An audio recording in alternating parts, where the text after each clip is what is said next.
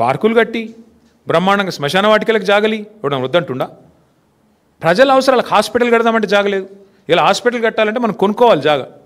ప్రభుత్వం ఏదైనా కొత్తది ఏదైనా చేయాలంటే కొనుక్కోవాలి. నువ్వేం చేస్తున్నావు?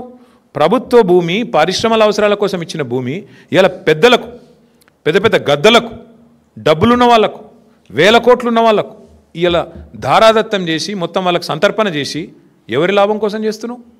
ఎవరి కోసం చేస్తున్నావు ఇంత పెద్ద లూటు? ఇది 5 లక్షల కోట్ల కుంభకోణం. ఒకటి కాదు, రెండు కాదు, 5 లక్షల కోట్ల విలువ చేసే ఆస్తిని కాజేయడానికి చేస్తున్న పన్నాగం. నేను మాత్రం స్పష్టంగా చెప్తా ఉన్నా, ఈ విషయంలో మేము వదిలిపెట్టాం. న్యాయ పోరాటము చేస్తాము.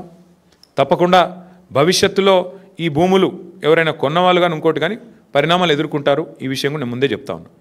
తప్పకుండా ఈ విషయంలో చిక్కుల్లో పడుతుంది ప్రభుత్వం కూడా. ఇట్లాంటి లూట్ ఎక్కడ జరగలేదు. బాంబేలో, మహారాష్ట్రలో మేము కూడా స్టడీ చేసినాం పాలసీలు ఆనాడు గవర్నమెంట్లో ఉన్నప్పుడు వీటిని ఎట్లా చేద్దామని. మహారాష్ట్రలో పెద్ద ఎత్తున టెక్స్టైల్ మిల్స్ ఉండేది బాంబేలో, కమలా మిల్స్ అని, ఫినిక్స్ మిల్స్ అని. అక్కడ ఏం చేసినారు తెలుసా? ఇట్లాగే సేమ్ థింగ్ ఊరు మధ్యలోకి వచ్చేసింది మిల్లు. ఏం చేసినారు? వాళ్ళకు ఒక ఆఫర్ ఇచ్చారు, మీరు 50% ల్యాండ్ తిరిగి ఇచ్చేయండి గవర్నమెంట్కి, 50% వాడుకోండి అని చెప్పినారు. మరి నువ్వేం చేస్తున్నావు? 9,292 ఎకరాలు నీ అత్త సొమ్ము అన్నట్టు, నీ అబ్బ సొత్తు అన్నట్టు ఇలా సంతర్పణ చేస్తున్నావు.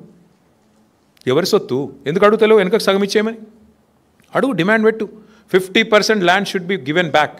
కట్టు, అందులో ఇందిరా ఇల్లు కట్టు, హాస్పిటల్ కట్టు, పేదవాళ్లకు మరి బ్రహ్మాండంగా ఇల్లు కట్టి మేము వద్దంటున్నామా?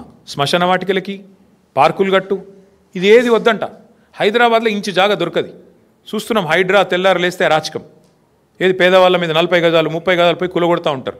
మరి 9,292 ఎకరాలు నీ అబ్బ సొత్తా, ఏ సొత్తా? ఎట్లిస్తావు నువ్వు ప్రభుత్వ సొత్తును? ఇష్టం వచ్చినట్టు ఎవడికి పడితే వాడికి. ఈ విషయంలో వదిలిపెట్టం, ఊరుకోము. ఇది పెద్ద లూటు. ఇంతకు మించిన దోపిడీ బహుశా భారతదేశంలో ఎక్కడ జరగలేదు. ప్రభుత్వం డైరెక్ట్గా క్యాబినెట్లో పెట్టి ఇవాళ దోచుకునే ప్రయత్నం చేస్తూ ఉంది. మేమేమో 15 రోజులు అనుమతులు పరిశ్రమలకు అందించినాం. నువ్వేం చేస్తున్నావు? 15 రోజుల్లో భూములు అమ్ముకోవడానికి, 15 రోజుల్లో ఇష్టం వచ్చిన వాడికి ఇష్టం వచ్చినట్టు అగ్రిమెంట్లు చేసుకోవడానికి, తెర వెనుక బాగోతాలు చేసుకోవడానికి, సెటిల్మెంట్లు చేసుకోవడానికి. నేను చెప్పట్లేదు కదా, మీ మంత్రి గారి కుమార్తె చెప్తోంది భూముల గురించి. ఎట్లా దందాలు జరుగుతున్నాయి, ఎట్లా గొడవలు జరుగుతున్నాయి, ముఖ్యమంత్రుల అనుయాయులు తుపాకులు పెట్టి ఎట్లా బెదిరిస్తున్నారు, ఇవన్నీ కూడా జరుగుతూ ఉన్నాయి. ఖచ్చితంగా దీన్ని విత్డ్రా చేసుకోవాలి ప్రభుత్వం. లేకపోతే మాత్రం మేము ఊరుకోము, ముమ్మాటికి కొట్లాడతాం, న్యాయ పోరాటం చేస్తాం. ప్రజల్లో కూడా ఈ అంశాన్ని పెద్ద ఎత్తున తీసుకొని పోతాం. ఇంకొక మాట కూడా నేను చెప్తా ఉన్నా, పారిశ్రామికవేత్తలు ఎవరైతే ఈ భూములు పొందారో మీరు కూడా గుర్తుపెట్టుకోండి.